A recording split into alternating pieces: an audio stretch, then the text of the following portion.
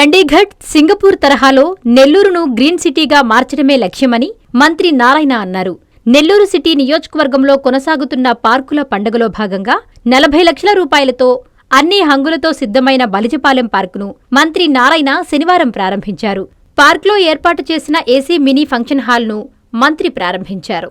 నేడు పుట్టినరోజు జరుపుకుంటున్న చిన్నారి పుట్టినరోజు సందర్భంగా కేక్ కట్ చేయించి మంత్రి శుభాకాంక్షలు తెలిపారు.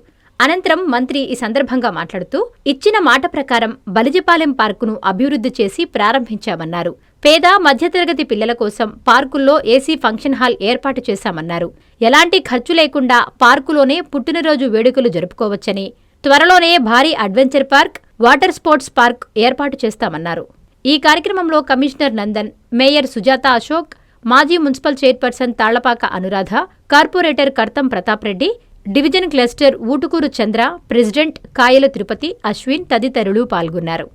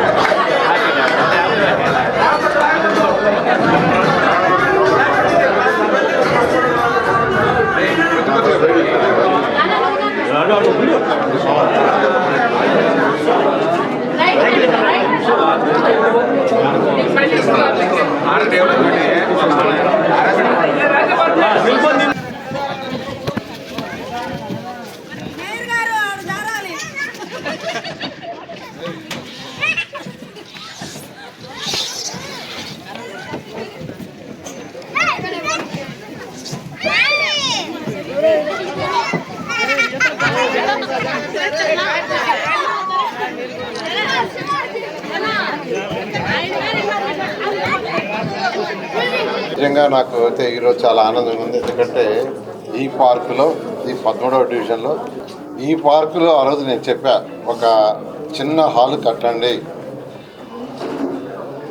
హాల్లో చుట్టూ గ్లాసెస్ పెట్టండి, సీలింగ్ చేసేసి పెట్టండి.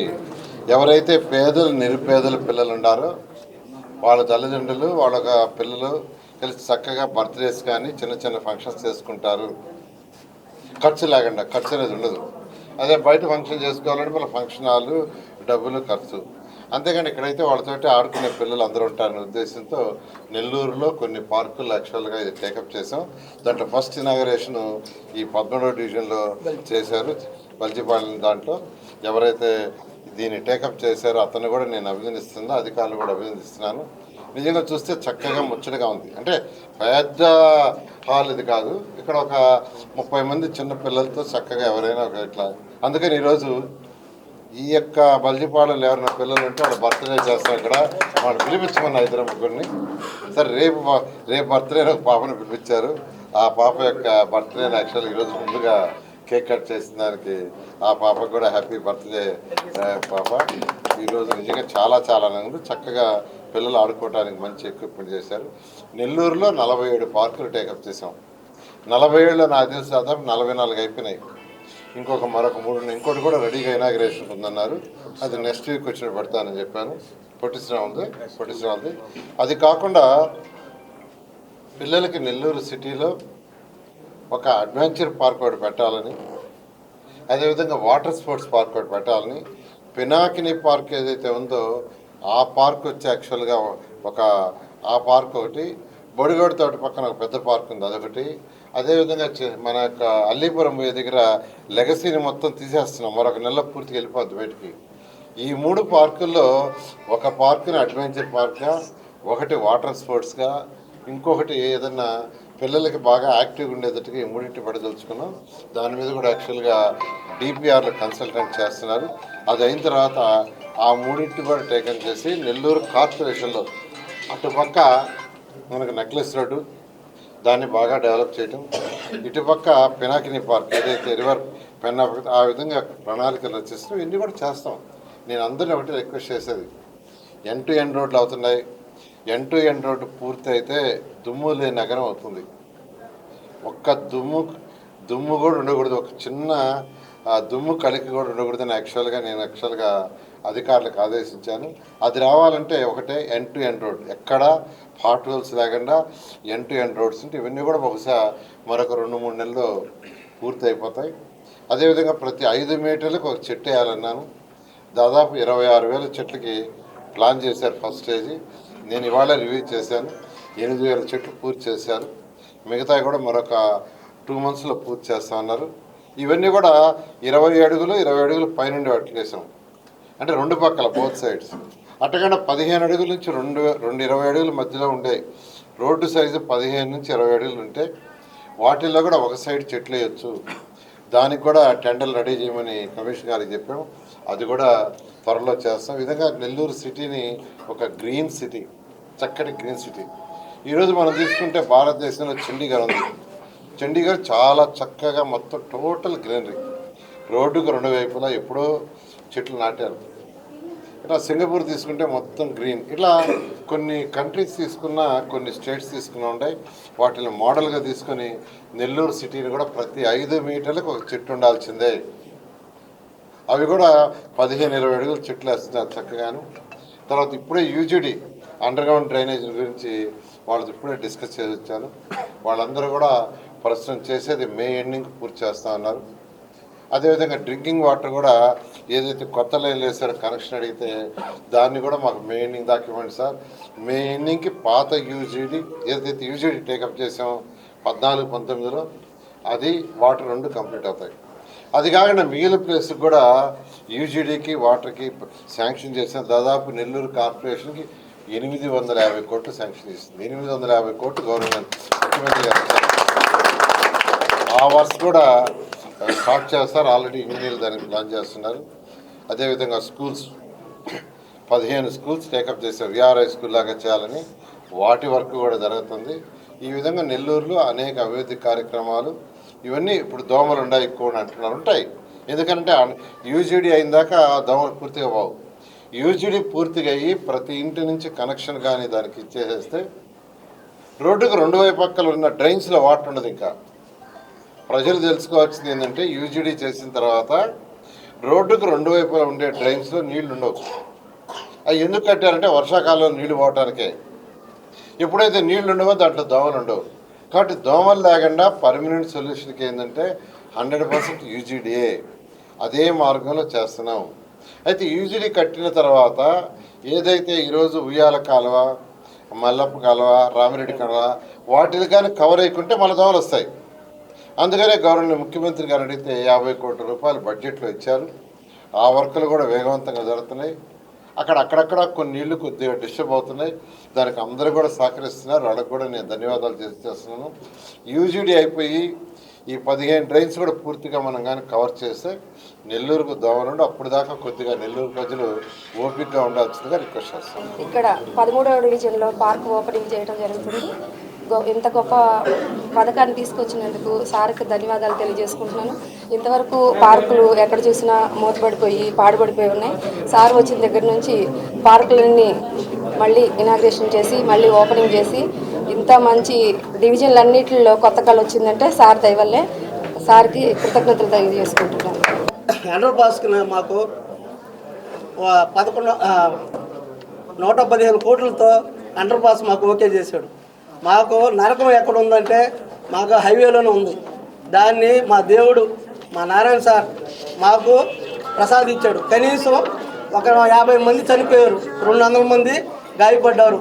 ఏ దేవుడు వచ్చి కాపాడుతారని ఎదురు చూసాం. ఆ దేవుడు మాకు నారాయణ సార్ రూపంలో మాకు పంపించి మాకు ఆ నరకం నుంచి విముక్తి కలగడానికి మాకు పునాదులు వేసిన దేవుడు మా దైవం పొంగూరు నారాయణ గారు. 13వ డివిజన్లో ఈ మధ్య ఎక్కడ చూసినా ట్రాఫిక్ జామ్ అవుతుంది. ఎందువల్లంటే మీ సార్ పనులు చేస్తున్నాడు. ఏం పనులు? ప్రతి దగ్గర ఎండ్ రోడ్లు, డ్రైనేజ్ పూటికలు మొత్తం చేసి ఒక ఏరియాని ఎంత నీట్గా చేయాలో ఆ విధంగా పొంగూరు నారాయణ గారు ఆయన దివ్య దృష్టితో చూసి ఒక ఏరియాని చూస్తాడు. చూసి మేము చెప్పబోలే, ఆయనే ప్రతి అధికారికి ఆదేశాలు వచ్చి అధికారులు మా దగ్గరకు వస్తారు. అధికారులు మా దగ్గరకు వచ్చి పనిచేసి వెళ్తున్నారు.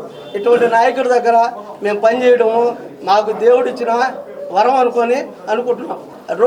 ఎండ్ రోడ్లు వచ్చేసి 3,10,00,000 రూపాయలతో ఎండ్ రోడ్లు, డ్రైనేజీలు అన్నీ కంప్లీట్ చేస్తున్నాడు. వర్క్ ఆర్డర్లు కూడా మొత్తం వచ్చేస్తున్నాయి. కనీసం 50% వర్క్లు కంప్లీట్ అయి ఉన్నాయి. తర్వాత షిల్ట్ వర్క్కి ఒక 50 లక్షల రూపాయలు వారిలోని షిల్ట్ వర్క్కే పనిచేశారు.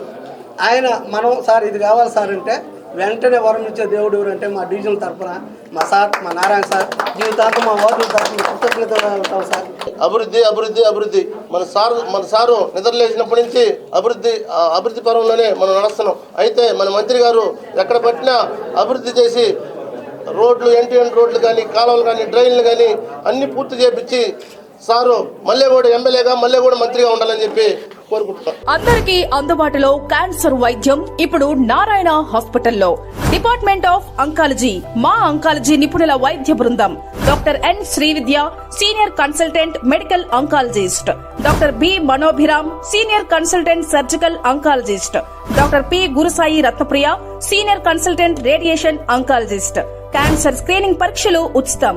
మహిళలకు CBP, complete blood picture, chest X-ray, ultrasound, abdomen and pelvis, mammogram, pap smear, CA-125 cancer antigen test, cancer specialist, gynaecologist and dentist ఉచిత కన్సల్టేషన్.